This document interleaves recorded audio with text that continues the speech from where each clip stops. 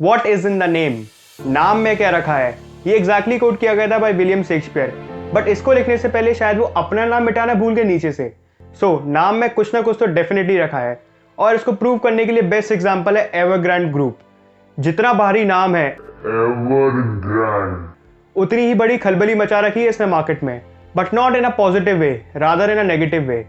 आज की इस वीडियो में हम लोग जानेंगे कि एवरग्रांड ग्रुप ने ऐसा क्या किया है मार्केट में और इसका क्या इंपैक्ट होगा on Indian economy.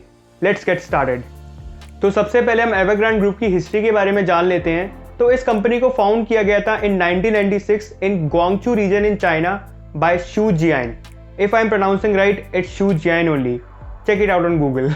Late it be, आगे बढ़ते हैं। इस कंपनी की शुरुआत एक ऐसे टाइम पे हुई थी जब चाइना रैपिड अर्बनाइजेशन की तरफ मूव कर रहा था। और आपको पता है, अगर कोई भी कंट्री अर्बनाइज होती है तो उसका रियल एस्टेट सेक्टर तो डेफिनेटली बूम करता है। और यही हुआ। जैसे जैसे लोग अर्बन एरियाज की तरफ मूव करते रहे तो उन्हें रहने के लिए एक अच्छी रेसिडेंशियल प्रॉपर्टीज की जरूरत पड़ी। और इसी रेसिडेंशियल प्रॉपर्टीज की प्रॉब्लम को सॉल्व करने के लिए और अच्छे दामों पे प्रोवाइड करने के लिए आया हेंगड़ा ग्रुप, यानी एवरग्रांड ओनली। शुरुआत से ही एवरग्रांड कंपनी का केवल एक ही फोकस था कि उन्हें अच्छी रेसिडेंशियल प्रॉपर्टीज बनानी है for middle and upper middle class people. And initially they were quite successful in the business because starting से ही कंपनी की अच्छी खासी सेल्स हो रही थी और मिड 2000 तक कंपनी ने अपने आप को एक एस्टैब्लिश्ड नेम बना दिया था इन रियल एस्टेट मार्केट। और इवन रिसेशन के बाद भी जहां आधी से ज्यादा रियल एस्टेट कंपनी डूब गई थी, 2009 से 2014 तक कंपनी ने एवरेज 30% तक ग्रोथ दिखाई। और यही नहीं, in 2018 it became the most valuable real estate company in the world by revenue and the second largest in China in terms of sales. शुरुआत से ही कंपनी ने अच्छी ग्रोथ दिखाई है और अच्छे खासे अचीवमेंट्स पाए हैं। बट ऐसा क्या हुआ सडनली इन 2021 कि हमें ऐसी कुछ न्यूज़ें सुननी पड़ी। Business tonight, the China Evergrande crisis is taking an increasing toll on financial markets from Hong Kong to Europe and the United States. Investors worry the indebted property group will default and that the spillover will destabilize an economy that is already under strain.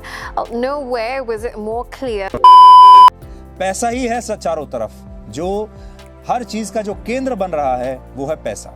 अब चीन के property market की वजह से दुनिया की अर्थव्यवस्था दम तोड़ सकती है। और ये मत सोचिएगा कि ये चीन की खबर है इसलिए आप पर असर नहीं पड़ेगा। आपकी नौकरी पर भी असर पड़ सकता है, आपकी आमदनी पर भी असर पड़ सकता है। ऊपर से कंपनी बहुत ही ज्यादा मालामाल और शानदार दिख रही थी, लेकिन अगर आप इसको डीपली फॉलो करोगे तो आपको पता चलेगा कितने पानी में थी। और इसी गड़बड़ को एक्सपोज किया था एक स्टॉक ब्रोकर ने इन 2012 और 13 something. And for this activity he was banned from Hong Kong stock exchange, क्योंकि सबको लग रहा था वो डिफेम कर रहे हैं कंपनी को। सिंपली इतनी हाई पोटेंशियल कंपनी कैसे डूब सकती है। बट उनकी सारी कई बातें 2021 में सच हुई और एक कंपनी फाइनली डूबने जा रही है। इसको और डीपली समझ लेते हैं कि कंपनी के साथ ऐसा हुआ क्यों।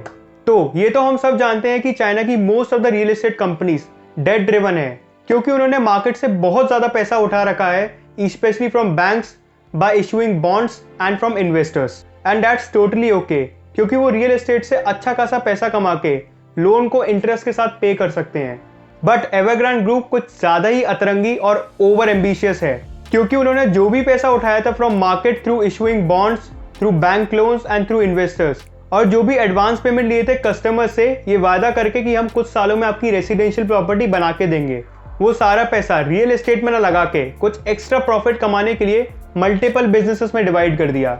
इन्होंने बॉटल वाटर बेचना शुरू कर दिया, अपनी खुद की फुटबॉल टीम खरीद ली, और अब वो थीम पार्क भी बनाने जा रहे थे जो कि डिज्नीलैंड जैसा होगा, और फाइनली इलेक्ट्रिक व्हीकल मार्केट में भी घुस गए। इसका मतलब अपने कोर बिजनेस के अलावा इन्होंने सारे बिजनेस करे, और जितने भी बिजनेसेस मैंने आपको गिनाए वो इतने ज्यादा प्रॉफिटेबल नहीं थे कि वो अपनी लोन पेमेंट्स को चुका सकें। बट कुछ ना कुछ करके धक्का दे के और लोन्स ले लेके ये कंपनी चल रही थी। बट फाइनली एक समय ऐसा आया कि इसके सारे पापों के घड़े भर गए, और 2020 में चाइनीज रेगुलेटर्स ने बोरोइंग प्रोसेस और ज्यादा स्ट्रिक्ट कर दी, जिसकी वजह से ये सारी डेट ड्रिवन कंपनी के लिए लोन लेना बहुत ज्यादा मुश्किल हो गया था। बट अल्टीमेटली जो भी इन्होंने लोन लिए थे उसको कभी ना कभी तो चुकाना ही था। और फाइनली जब पैसा वापस करने का टाइम आया तब इन्होंने अपने हाथ खड़े कर लिए। पहली डेडलाइन तो आई गेस 20-21 सितंबर की मिस कर चुके हैं, और दूसरी डेडलाइन जो 29 सितंबर की आने वाली है वो भी मिस करने वाले हैं। और इस कंपनी का फ्यूचर नेक्स्ट मंथ यानी अक्टूबर मंथ में डिसाइड हो जाएगा कि क्या होने वाला है इसके साथ। और सब कुछ डिपेंड करेगा चाइनीज गवर्नमेंट पे कि क्या वो इसको ऐसे ही डूबने देगी या वो एक प्रॉपर बेल आउट प्लान के साथ आएगी जो कि इसके इन्वेस्टर्स और कस्टमर्स का पैसा बचा लेगी। बट हमें इससे क्या करना है, हम तो इंडियन है। चाइनीज इकोनॉमी भाड़ में जाए, चाइनीज मार्केट भाड़ में जाए, चाइनीज कंपनी भाड़ में जाए, हमारा क्या बिगड़ेगा। हमारी मार्केट तो ऑलरेडी बूम पे चल रही है। बट ये मत भूलिए चाइना भी एक बहुत इंपॉर्टेंट पार्ट है ग्लोबल सप्लाई चेन का। और अगर चाइना की इतनी बड़ी रियल एस्टेट कंपनी डूबेगी तो इसका कुछ ना कुछ तो इफेक्ट पड़ेगा ग्लोबल इकोनॉमी में। बट कुछ लोग इसे लीमन ब्रदर वाले क्राइसिस से कंपेयर कर रहे हैं। आई डोंट थिंक सो कि इतना ज़्यादा इम्पैक्ट क्रिएट करने वाला है, क्योंकि इसके दो रीजंस हैं। सबसे पहला, मार्केट इसके लिए ऑलरेडी प्रिपेयर्ड है। फिच और एसपी जैसी एजेंसीज ने इसको ऑलरेडी सी रेटिंग दे रखी है, जिसकी वजह से मार्केट ये जान चुका है कि कंपनी डूबने वाली है। और ये लीमन ब्रदर वाले क्राइसिस में ऐसा केस नहीं था। और सेकंड, ये कंपनी एक लैंड डेवलपमेंट कंपनी है, जिसकी वजह से इसके पास टैंजिबल फिजिकल एसेट है जिनकी कुछ ना कुछ वैल्यू है जो कभी जीरो नहीं होने वाली, जो कि लीमन ब्रदर वाले क्राइसिस के केस में था। सो आखिरी में केवल इसका एक ही सोल्यूशन है कि चाइनीज गवर्नमेंट एक प्रॉपर बेल आउट प्लान के साथ आए और इस कंपनी को बचा ले। ये सब तो आपको डेफिनेटली पता चल जाएगा नेक्स्ट मंथ में ही। और let's hope for the best.